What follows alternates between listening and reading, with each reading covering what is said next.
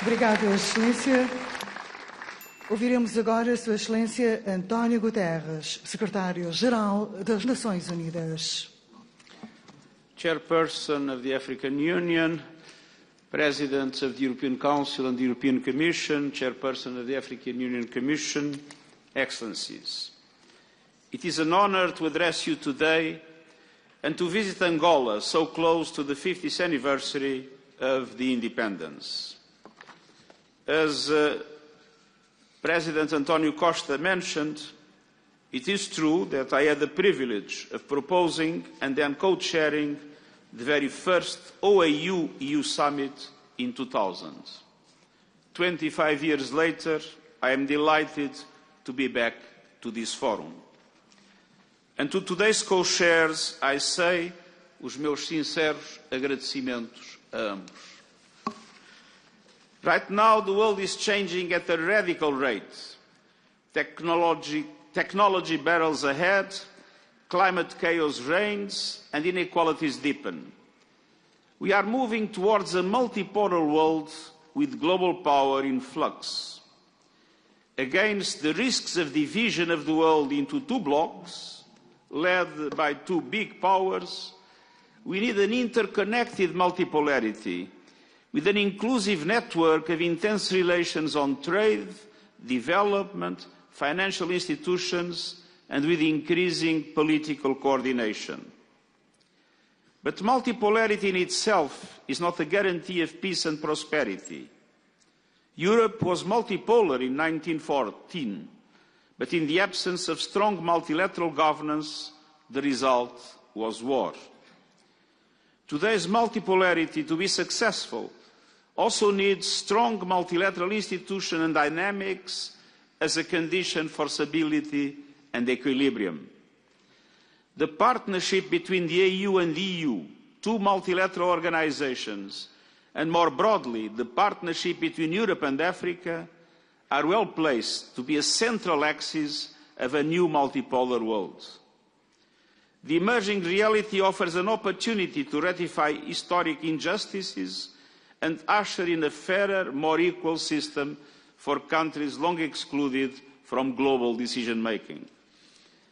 I wish to address three areas where cooperation between your two continents can play a decisive role in guiding this new reality. First, sustainable development. Today's global financial architecture is both unfair and ineffective. It favours already wealthy nations. We must reform it for everyone's benefit.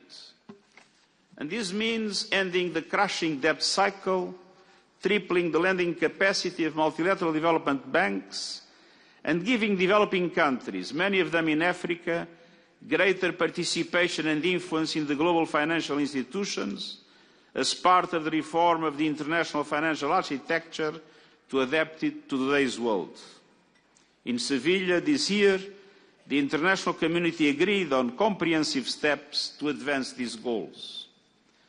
The African Union's Agenda 2063 and the United Nations 2030 Agenda for Sustainable Development also point that way. Together, you can end the injustices of poverty, address the root causes of migration and displacement, and unleash the unmatched economic potential of this continent. Second, climate action.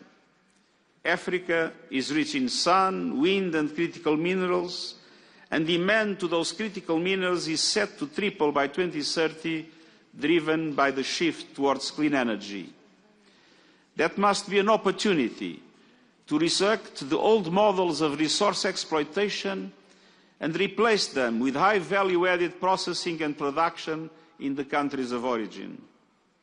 With the right training and financing, the renewables revolution can empower all of Africa, but only if international cooperation enables a just transition away from fossil fuels, including the electrification of the continent. To allow for a just transition, we need developed countries to keep their promises and engage all their partners, to double adaptation finance this year and to pursue all efforts to triple it by 2035, and to make the Baku COP decisions a reality. Africa has the resources and a dynamic young workforce. Europe has the capital and the technological know-how. Climate action is a duty, but between you both, it is an opportunity. Third, we come to peace. The Russian invasion of Ukraine, Europe's worst conflict in a generation, unleashed terrible suffering for civilians and deep disruptions in the global economy. The deaths and destruction in Gaza will be remembered as our bigger failure of humanity. And in Sudan, South Sudan, Somalia, Libya, Mali and the Democratic Republic of the Congo, countless others endure bloodshed and pain. But there is a way forward. The Pact for the Future, adopted last year, calls for permanent seats for Africa on the United Nations Security Council to ratify a deep historic injustice and strengthen the Council's ability to deliver peace across the globe. I repeat my call for sustainable, flexible and predictable funding for African Union-led peace operations as endorsed by Security Council Resolution 2719. And I commend the European Union for their direct engagement and for advocating this over the past decades. Excellencies, the solutions to these challenges lie in multilateralism, including strong regional and global institutions. Together, as it was mentioned, the EU and the EU make up 40% of UN member states.